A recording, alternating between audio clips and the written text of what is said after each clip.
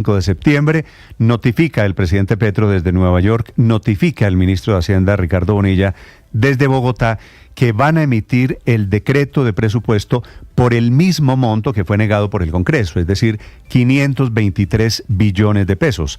El gobierno se va a jugar la carta de un presupuesto sin respaldo, desfinanciado en 12 billones de pesos y lleno de incertidumbres para el manejo económico del año entrante. Claro, pueden poner el presupuesto por la plata que quieran, pero no está la plata para respaldarlo.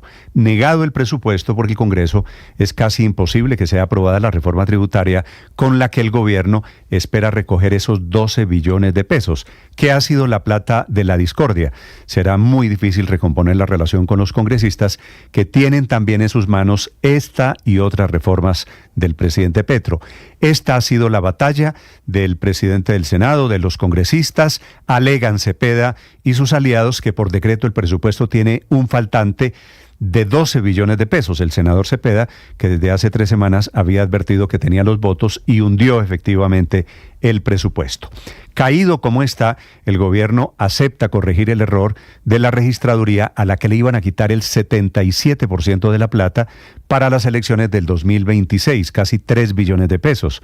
Obviamente, una reducción de presupuesto que encendió las alarmas alrededor de la transparencia de las elecciones, de dejar al registrador a merced de que el Ministerio de Hacienda desembolse o no la plata para la papelería, para los tarjetones, para la organización de las elecciones.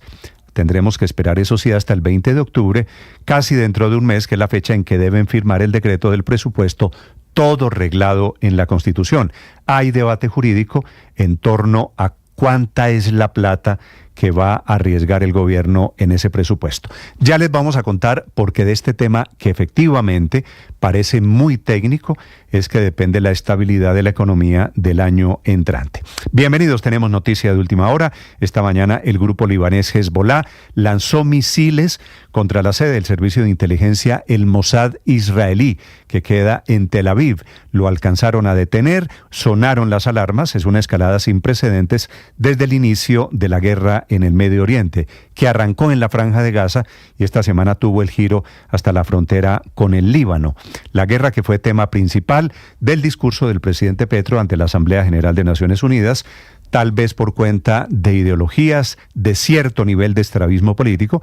El presidente dedicó su discurso mayoritariamente a hablar de la guerra en el Medio Oriente, no dijo ni una palabra del robo de las elecciones en Venezuela. Termina haciéndole un elogio a la rebeldía de Cuba y de Venezuela.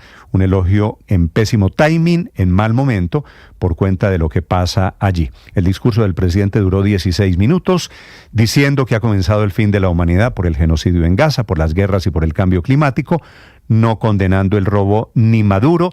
El presidente Petro se limitó a decir que Cuba y Venezuela son, países rebeldes. Tuvo tiempo, sí, para atacar al primer ministro de Israel, Benjamín Netanyahu, al que otra vez le dijo criminal y genocida, y que es aplaudido, dijo Netanyahu, por el 1% de la oligarquía. Atacó a Javier Milei, presidente de Argentina, dijo que se grita viva la libertad, carajo, pero que solo se refiere a ese 1% de los ricos. No le copiaron mucho al presidente Petro, un discurso ante la Asamblea General de Naciones Unidas muy vacío, sin mayor impacto. A diferencia del presidente Petro, el que sí habló de Venezuela fue otro presidente de izquierda, Gabriel Boric, de Chile, que dijo sin titubeos que estamos frente a una dictadura que se robó las elecciones, que persigue a los opositores y que es la responsable del exilio de miles de venezolanos o de millones de venezolanos, de ellos 2 millones en Colombia, más de 500,000 en Chile. El presidente Petro no llegó ayer a la reunión a propósito sobre Venezuela, citado por el presidente del gobierno español, Pedro Sánchez, a la que sí fueron los presidentes de Brasil y Chile. Es el incumplimiento del día. Ya les vamos a contar de todas estas noticias. Hoy habrá segundo día de intervenciones. No va el presidente de Ecuador. El presidente no va por cuenta de los muy graves incendios que han obligado a evacuar a cientos de miles de personas. Hay bomberos heridos y especialmente una tragedia climática, energética en Ecuador, que enfrenta racionamientos de hasta 11 horas sin energía cada día. En segundos también les contaré cómo quedó la reforma política, segundo intento del gobierno por cambiar el Consejo Nacional Electoral. Tiene 9 artículos, obliga a listas cerradas, con la figura de la cremallera, financiación de la campaña estatal, se eliminan los aportes de privados, como los que financiaron Torres y compañía, clanes que estuvieron muy metidos en la campaña del presidente Petro en el 2022, pero propone de fondo quitarle los dientes a las investigaciones de los magistrados del Consejo Electoral para volverlos simplemente observadores. Bienvenidos, es un gusto saludarlos. Es un miércoles muy frío, la temperatura en Bogotá es de 9 grados centígrados, pero simultáneamente hay sol. Y es un bello amanecer. Ya les contaré de la condición de los incendios esta mañana en Colombia. Aquí está lo más importante en el resumen que preparamos en Voces y Sonidos en Mañanas Blue. El presupuesto 2025 sale por decreto y es lo que el gobierno radicó, 523 millones. Por primera vez en la historia, un gobierno y las comisiones económicas de Cámara y Senado no lograron un acuerdo para sacar adelante el presupuesto general de la nación. Tras varias semanas de discusiones y desencuentros, el proyecto quedó hundido en el Congreso y será fijado por el presidente Petro a través de un decreto. Entre los senadores que deshicieron el quórum estaba el presidente del Senado, Efraín Cepeda. Advertimos al gobierno que debíamos aprobar los 511, luego discutir la tributaria y finalmente hacer un presupuesto adicional. El gobierno no quiso copiarnos. Y es que este monto también implicaría la reforma tributaria por 12 billones de pesos. Por eso la senadora Angélica Lozano también cuestionó la posición del gobierno. Yo lamento una discusión tan tensa innecesariamente, porque fue el gobierno el que le subió los kilovatios a una discusión tan seria como es el presupuesto y lamentablemente termina en un decreto. Y en defensa del gobierno salió Alexander López Maya, director de Planeación Nacional. Y creo que esa no es la forma de un Congreso expresarse frente a un país y frente a un pueblo que demanda acciones y demanda decisiones. Pero esta no fue la única polémica. Al gobierno le tocó echarse para atrás y reconocer que fue una equivocación radicar la ponencia del presupuesto con un recorte del más de 70% para el rubro de la registraduría. El ministro del Interior, Juan Fernando Cristo. Aquí hubo podríamos decir, una equivocación ayer en la ponencia en medio de esto y se pasó para una partida global del Ministerio de Hacienda. Y a propósito, el ministro de Hacienda, Ricardo Bonilla, aseguró que los recursos para las elecciones nunca estuvieron en riesgo. La Registraduría Nacional del Estado Civil tiene los recursos para desarrollar la jornada preelectoral del año 2025. Siempre los ha tenido, nadie se los ha retirado.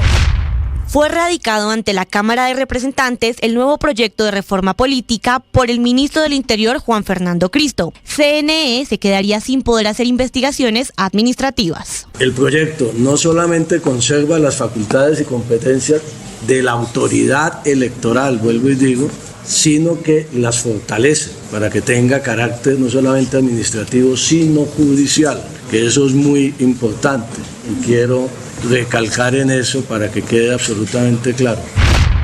En este recinto, la capacidad de comunicación de un presidente depende de la cantidad de dólares que tenga en su presupuesto, en la cantidad que tenga de aviones de guerra y en el fondo en la capacidad que tenga su país de destrucción sobre la humanidad. Fue un discurso de cerca de 16 minutos. El presidente Gustavo Petro, como no es usual, cumplió el tiempo establecido por Naciones Unidas para su intervención. Habló de dos temas puntuales: crisis climática y conflicto entre Israel y Hamás. Netanyahu es un héroe para el 1% más rico de la humanidad porque es capaz de mostrar que los pueblos se destruyen bajo las bombas. En su discurso, el presidente Petro también aseguró que Cuba y Venezuela eran países rebeldes que estaban bloqueados por la oligarquía.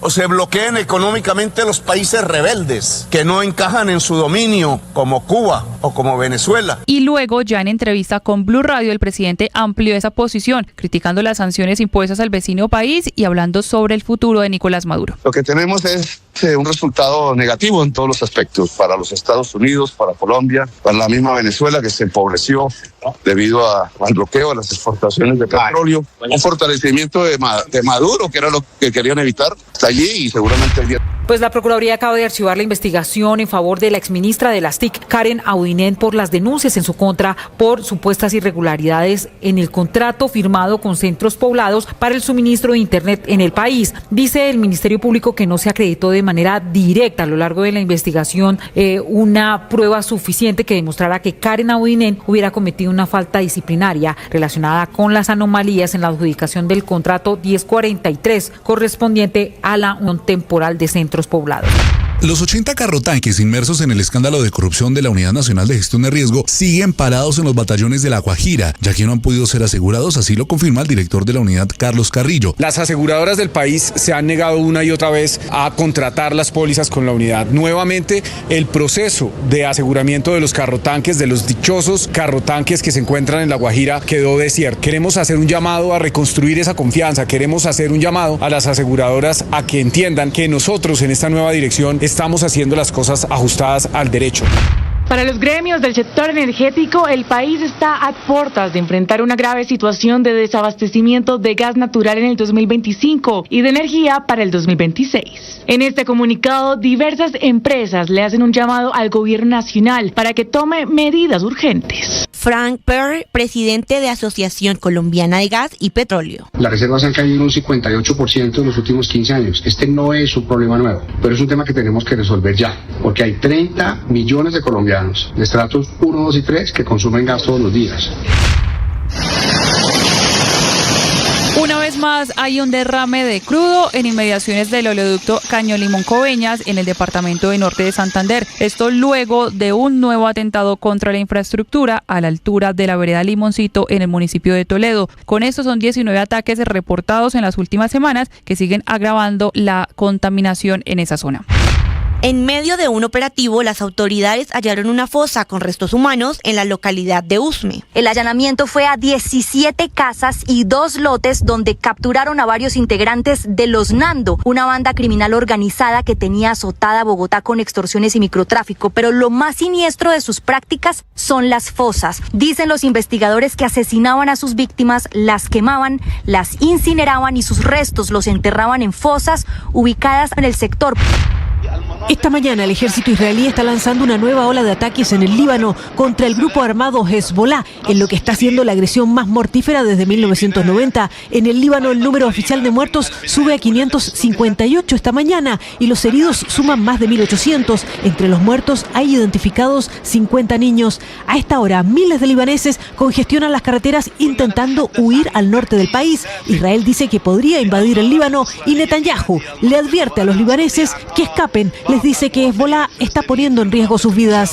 Con las tensiones escalando entre Israel y el Líbano, uno de los mensajes de más peso fue el del presidente Joe Biden, quien por cierto pronunció su último discurso ante la Asamblea General de la ONU en su condición de presidente. Lamentó la violencia y las vidas perdidas, pero también dijo que hay tiempo para una solución diplomática. Full-scale war is not in anyone's interest. Even if the situation has escalated, a diplomatic solution is still possible. In fact, it remains the only path to lasting security, to allow the residents from both countries to return to their homes and the border safely. A nadie le conviene una guerra a gran escala. Incluso la situación, si bien se ha agravado, todavía una solución diplomática sigue siendo posible.